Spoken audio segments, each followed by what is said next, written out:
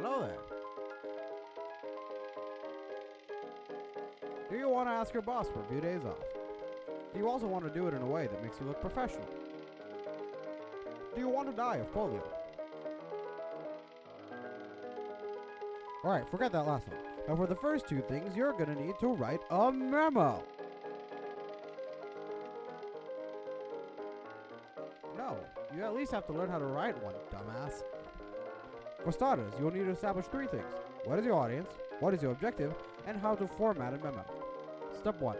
Knowing your audience. Writing is a lot like comedy in the way that it is completely dependent on its audience for its effectiveness. Understanding your target audience will allow you to write for them effectively. You will need to make sure that your presentation is effective for its demographic.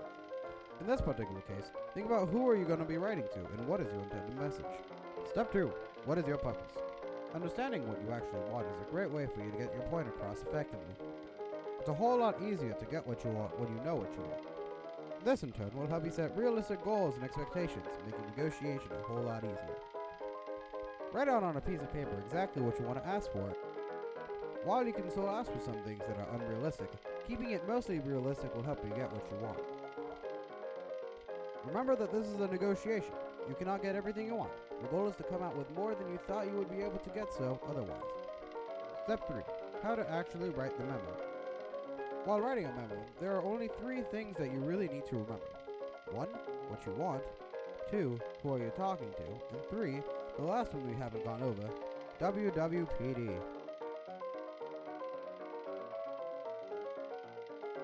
No, dumbass, that would be absurd. WWPD is an acronym for What Would Your Professor Do? The main reason you would ask WWPD is because when you think of a document a professor would submit, it has the notion of professional writing integrated into the paper itself. With this mindset, write under the guidelines that you could be graded on how well you can write effectively. Avoid using the same words and stay focused on your main purpose. Obviously, the information contained within the paper is going to be different depending on your target demographic and objectives. This will hopefully just give you an idea of where to start. Step 4. Formatting. Formatting is basically how we're going to make your document look like something that could give the impression of professionalism. If you follow this step correctly, you could probably make a Starbucks order look professional from a quick glance. For this final step, I'm going to have Johnny Boy here show you his digital typewriter screen so that you can follow along at home.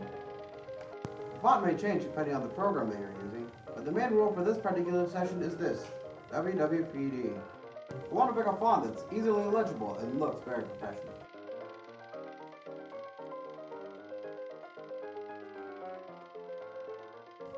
Well, I don't know, would Star Wars sprinkles a good idea?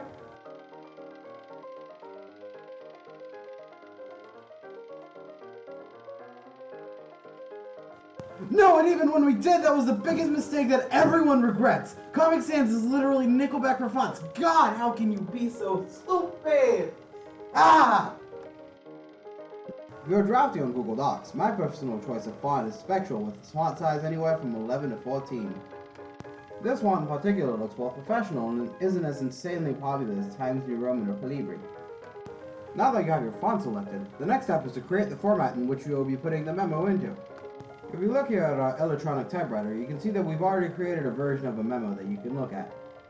Almost all memos have the same format. First you have memorandum sentence at the top of the page.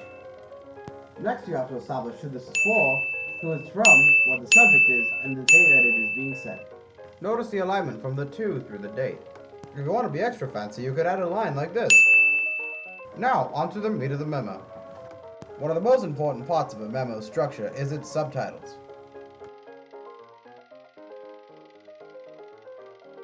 Well, my boy, subtitles that will help further categorize the content of a memo.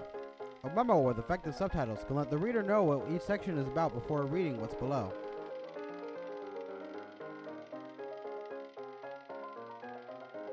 You want to write subtitles that correlate with the topics you discussed in your memo. So let's say you are writing a memo requesting a few days off from work for a road trip. You would want to use subtitles regarding the who, what, when, where, and why of your memo. I would start with one subtitle that goes into what you're going to be asking for. Next, you are going to write another subtitle describing why you are requesting what you need. Lastly, write one last subtitle in which you can either summarize the memo or say that you are awaiting a response depending on the context of said memo.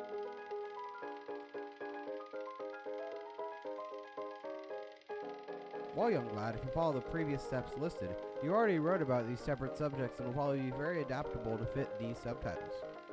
What you are going to be doing is a process called chunking, which means you are grabbing a large body of text and breaking it up into smaller paragraphs. And now that you have completed all the steps, you will have the honor, the privilege, and the pure awesomeness that is a memo.